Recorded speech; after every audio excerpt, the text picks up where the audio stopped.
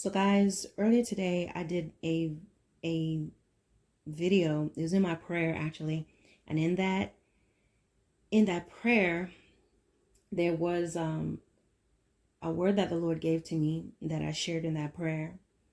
And it was talking about it's time to move. It's time to move. And it was for certain people, for whoever it applies to. It was really the Lord let me know that this word is just confirming some things that He's spoken to certain people. So it may not be for everybody, but whoever it was for, they'll know. And so I'm going to read you something from it, and I'm going to share with you. I'm going to reiterate again something that the Lord is showing me. Sorry guys if you hear my tummy. So Jeremiah chapter 50, it says, "My people has been lost sheep. Their shepherds have caused them to go astray. They have turned them away on the mountains. They have gone from mountain to hill. They have forgotten their resting place. All that found them have devoured them, and their adversaries said, we offend not, because they have sinned against the Lord, the habitation of justice, even the Lord, the hope of their fathers." So something that the Lord wants me to talk to you all about, and I'm going to say this again, is there's two things. And I did I did say this in the prayer that I gave today, that in the prayer for our fourth day of fasting, I did talk about that in the video actually. And so I'm going to talk about it here. There's people that will do things to you and they're going to say, you caused it, you did it. All right. They sin against you, and they say it's because you're sinning against the Lord why this happens. There's people that will sin against you. You know that they did you wrong, but they will turn the tables, use the word of God, and say that you sinned against them. They will tell you you're in sin. Okay, you are sinful. You're out of sync with the Lord. And if enough of them say it to you, you believe it. Go up to verse 6, or I read verse 6 of Jeremiah 50. My people has been lost sheep. Their shepherds had called them to go astray. Sometimes when the Lord puts certain people in positions, or people without being called by God go into certain positions to be over, to have a church or to have a group. All right. It doesn't even have to be a church. Let me make it very clear that you don't have to be within the four walls of the church to be destroying people. You can be destroying people on your YouTube channels. You can be destroying people in your home church. You can be destroying people in your prayer meetings and your Zoom chats. Okay. There are a lot of spiritual assassins that's in different places. Trust me, Satan is very smart. He's got all bases covered. It's not just the church. He wants to mislead people, and he wants to destroy people that's in home churches and who's in prayer groups and who's on Zoom chat and Zoom church, whatever it may be. He's going to do that as long as whatever he can do to kill, to steal, and destroy, he's going to go there. There's no place where you're going to hide, and he's not going to try. All right. And so what happens is he'll set these people over them. They're people who the Lord has called them, but they start to stray from God. And so in straying from God, they begin to destroy other people. And so they begin to destroy folks, and people begin to go astray. Okay. They have turned them away on the mountain. This is kind of like a shepherd.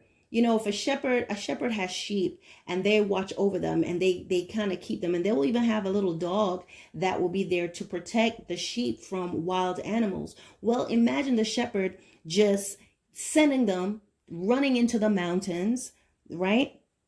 They've turned them out. They just set them loose and sent them out into the wild because they don't feel like being a shepherd anymore. I don't want to do this. I got a better opportunity. I don't have to be a shepherd anymore. I have this nice deal. A business deal have come to me. I don't want to be a shepherd anymore. So you know what? Just scatter the sheep. Just let them out. And what will happen? They will be devoured, right? They no longer have a resting place. They don't know where to go.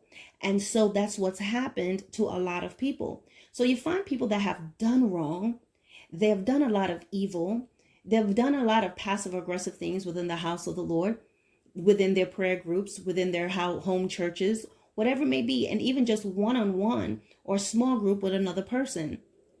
They do these things, and then what happens is when the person they are so wounded and they're so hurt, a lot of times what happens, they end up going back out into the world. If they're not strong enough, they're not mature enough, their faith is not strong, they will leave the church. They'll get away from the church folks and they go back into the world. And what happens? Well, 7 says, all that found them have devoured them. So they get devoured by the world. Or they think, I'm going to go to another church. I'm going to go to another group of Christian folks. I'm going to pour out my heart over here. But that person is not, this person does not truly have a relationship with the Lord. So they take that vulnerability and take advantage of them. There's lots of women that pastors ends up sleeping with them because they're vulnerable. They have a meeting with a pastor and they have all these needs, and that pastor will prey on it. There are men who's having problems. They go talk to their female pastors, and they're having problems in their marriage, or they're just having problems in general, and they will take advantage of that, right? They devour them. So what is going on is when people do wrong, whether they have been sexually illicit, whether it's been malice, whether they have lied on you, whether they did something wrong to you, whether they stole a project you was working on and made it their own, they will find a way to turn it and say, this is happening and you're behaving this way because you are out of sync with God. So here it says in 7, it says, the latter part of 7, it says, we offend not because they have sinned against the Lord, the habitation of justice, even the Lord, and the hope of their fathers. Now this sentence, guys, can be used in different ways. They say that they offend not because they have turned away from God. They've sinned against God. People that sin against God all the time, and they're used to being sneaky and doing this manipulating thing within the body of Christ, they are not going to think they've offended anyone because their understanding is darkened. But the way the Lord showed me this is that there are people that will turn the tables on you. And they do this a lot in churches. Church people, religious people do this a lot. They turn the tables. They do something wrong and they do not take responsibility for what they have done. Instead, they turn the table and they will talk to that person and make that person feel like they did something wrong. The Lord has shown me so many times there are people, men, leaders in the church who have slept with sisters, and young, new Christians in the church slept with them and blamed it on them and said they tempted them.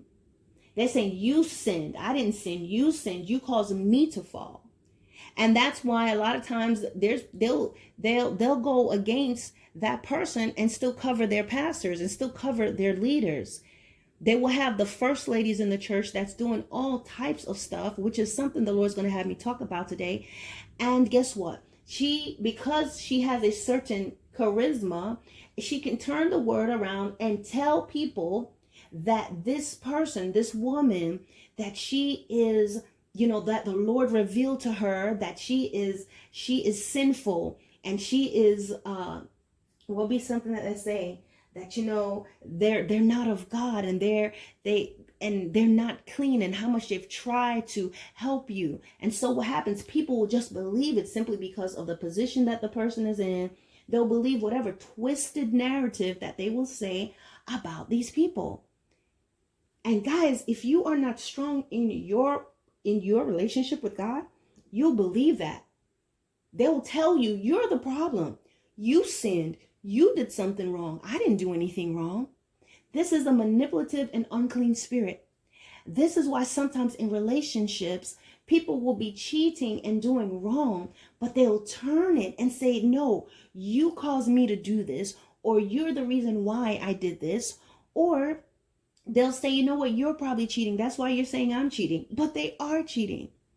They will turn it. The relationship is falling apart. Things are not going right. They will turn it and say, you caused this. Suddenly, the things that they were doing, the disrespect, the inconsideration, they will turn it and it's all you. You'll also find this not only in relationships like that when a person is cheating, but relationships with people who are very selfish. They're very narcissistic in the mind. They can't think about how you feel. They will always tell you you're the problem. So you'll find that you sinned. So you will find they will say that and make you feel bad. And so you will always be the one apologizing. You'll always be the one that's saying that you're sorry. You'll always be the one that's trying to make amends. You'll always be the ones that's trying to make things right, even though they hurt you. They disrespected you. They publicly humiliated you. And they've done it countless times. And so it's always you. You sinned. And if you're not careful, you will take on this weight and you will have these chains on your mind. And it will start to affect you physically. Sometimes a lot of the symptoms, guys, you may have is because you're stressed out. The people that's around you. And stress is spiritual. It's seeds that people just plant in you and blame you for everything. You are always the stunt man. You are always the crash test dummy. That's what they're doing to you. You know, you put the crash test dummy just to see how it goes. You're the stunt man. That's what you do. You're the one, you go into the burning buildings. They stand outside and you go in and you jump off the building and they look good. Okay? And so that's the thing, guys. That happens, you will begin to get physically sick. You'll be stressed out. Your hair will start thinning. Your hair will start breaking off. Your skin will start to break out.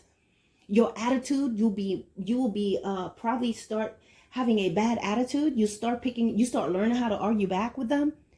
This is what happens, guys, when people will turn the tables on you and say, you're the problem. You sin.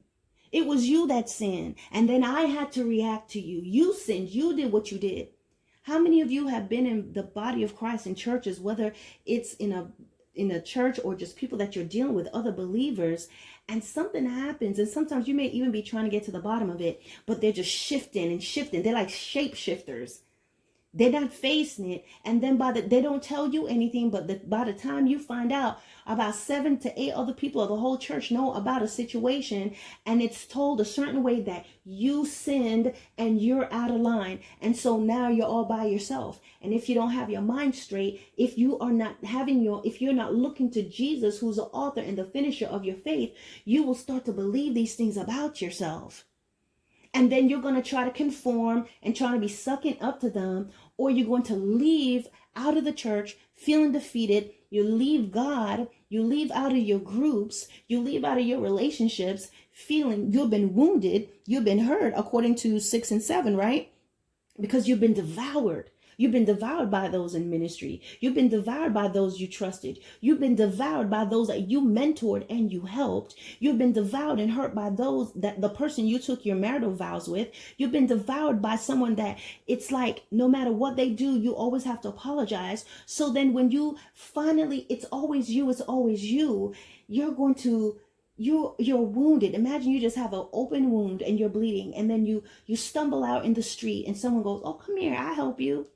Yeah, I help to mend you. But they make it worse. They take advantage of you. The Lord wants your eyes to be open, guys, to these things. Verse 7 of chapter 50 says it clearly. These individuals that act this way, they will say, we offend not. We didn't do anything, because they sinned against God. When they sin against God, see, when people sin and they do evil, they first sin against God. And they're going to say, I didn't do anything. I didn't do anything to you. You'll say what they did. No, I didn't. You sinned. That's what they'll say. That's another way to see this. They're going to say, you offended. We did not do anything. It's because of their sins. It's because of their unrighteousness. It's because they're not in right standing with God. It's because I'm trying to help them and they're not trying to hear me. They'll turn it on you and make you feel that you have sinned. But I'm here to tell you that the Lord is saying, I've seen very clearly what has happened. And I'm calling you to trust me. He's calling the children of God to know him up close and personal. And stop looking to people for your salvation. Stop looking to people to be your savior, because that's what's happening. People have they have muddled the lines of what it means to iron sharpening iron and coming together where 2 or 3 are gathered together. That has been perverted, where it's like this person becomes your everything. You're going to them first.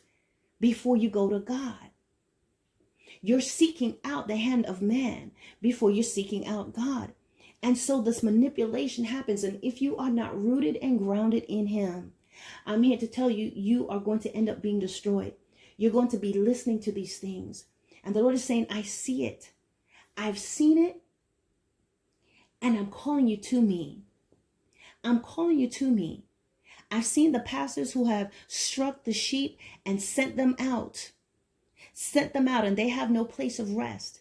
There's people that's in churches having no place of rest. They're being tormented in the church because of the mismanagement of those who are placed in certain positions and the plundering of those who were never called to begin with. And so they're going to and fro. They're out in the world and they're trying to find a place of rest, but they're trying to seek their place of rest in another church with some other Christians, with this person that they believe is a strong Christian, with all the YouTube channels, with all the platforms. But no, while these channels may be able to encourage you, you must go to God. You must reestablish your identity and reestablish your relationship with him so that he can help you. Otherwise, you are going to find yourself being deceived by people who sins against you and say you're the sinner. You spend so much time trying to prove that you're not the sinner, you become even more depleted. You don't need to prove a case that God has already seen. You don't need to prove a case that God has already seen. He knows. I'm here to tell you, no matter how much it looks like they are succeeding and it looks like they're doing just fine and, oh, they moved on and they remarried and they are, posting and everyone is on their side and their church is growing and they have more campuses. It doesn't matter. When Satan is using people to destroy people, he is going to let them grow. They're going to get the kingdoms of this world because they've bowed down to worship him, according to Matthew chapter 4. The same thing that Satan offered Jesus, he offers these men and women of God, men and women who say that they're of God. And so they say, yes, I'll take the kingdoms of this world. And they destroy people. But guess what? Satan is letting stuff grow. He'll let their campuses grow because that's more people coming in. That's more souls. The more campuses and the more their church grows, that's more people that's coming in into their deception, those who are operating in deception. And that's the more souls that will be lost. So Satan will help you to have the vehicle and all that you need, all the accommodations to help to bring down people into the pits of hell. And once he gets done with you, he'll toss you in there. God will put you in there. Continue to bring others right behind you. Listen to me. Turn away from sin. Turn away from it. This is to those who are using and abusing people. Turn away. Repent, repent, repent. And then there are those of you guys who've been going through some stuff within the body of Christ and they've turned the tables on you and you're starting to believe it. Don't let them permeate your mind with the lies. You better put on your helmet of salvation. If you're starting to think, oh, well, maybe I did do something wrong. Your helmet is not in place, according to Ephesians chapter 6.